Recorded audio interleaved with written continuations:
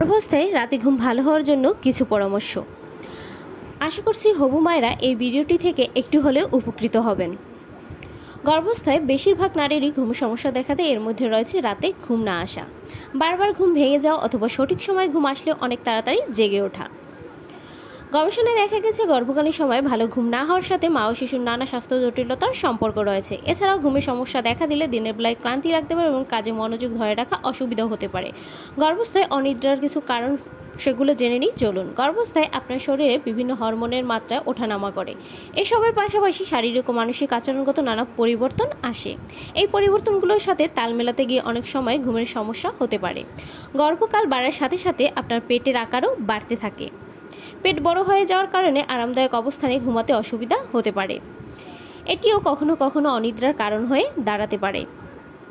বিশেষ করে গর্ভাবস্থায় একেবারে শেষের সপ্তাহগুলোতে পেটের আকারের জন্য আরাম করে ঘুমানো বেশ কঠিন হয়ে যায়। তবে এই বিষয়ে বেশি চিন্তা না করে যতটুকু সম্ভব বিশ্রাম নেওয়ার চেষ্টা করুন। কিছু সহজ কৌশল অনুসরণ করলে আপনি গর্ভকালীন সময় ঘুমের সমস্যা অনেকটাই নিয়ন্ত্রণে রাখতে পারবেন। চলুন জেনে নিই ভালো ঘুমের জন্য কিছু টিপস। 1. গর্ভাবস্থায় যে ঘরে ঘুমাবেন সেই ঘরের তাপমাত্রা কম হওয়া ভালো। বিভিন্ন গবেষণায় দেখা গেছে 16 থেকে 20 ডিগ্রি তাপমাত্রা হলে ভালো হয়। 2. সন্ধ্যার 7টার পর তরল খাবার খাওয়া কমিয়ে দিন। 3. ঘুমের আগে হালকা পুষ্টিকর খাবার নিয়ম করে খান। 4. সঠিক সময় অল্প অল্প করে বারবার পুষ্টিকর খাবার খান। 5. রাতে ঘুমাতে যাওয়ার আগে হালকা ব্যায়াম বা হাঁটাহাঁটি করতে পারেন, তবে খেয়াল রাখতে হবে ভারী কোনো ব্যায়াম করা যাবে না। 6. রাতে খাওয়ার পর মন ফ্রেশ করার জন্য গল্পের বই পড়তে পারেন, নিজের পছন্দ মতো গান শুনতে পারেন, এতে রাতে ঘুম ভালো হতে পারে।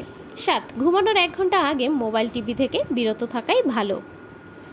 8. ঘুমানোর 1 ঘন্টা আগে ঘরের লাইট অফ করে রাখলে ভালো ঘুম হতে পারে। 9. বালিশের ব্যবহার। ঘুমের সময় একাধিক বালিশ ব্যবহার করলে ঘুম ভালো হয়। পায়ের নিচে বালিশ দিয়ে ঘুমাতে পারলে এতে আরামদায়ক বোধ করবেন। 10. বাম কাত হয়ে ঘুমানো ভালো, কিন্তু সারা রাত বাম কাত হয়ে ঘুমানো ঠিক নয়। 11. ঢিলেঢালা আরামদায়ক পোশাক পরে ঘুমানোর চেষ্টা করুন, এতে ঘুম ভালো হবে।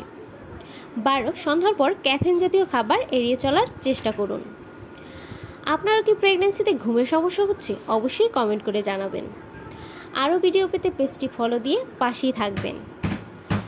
Thanks for watching. ফলো পিওস ব্লগ।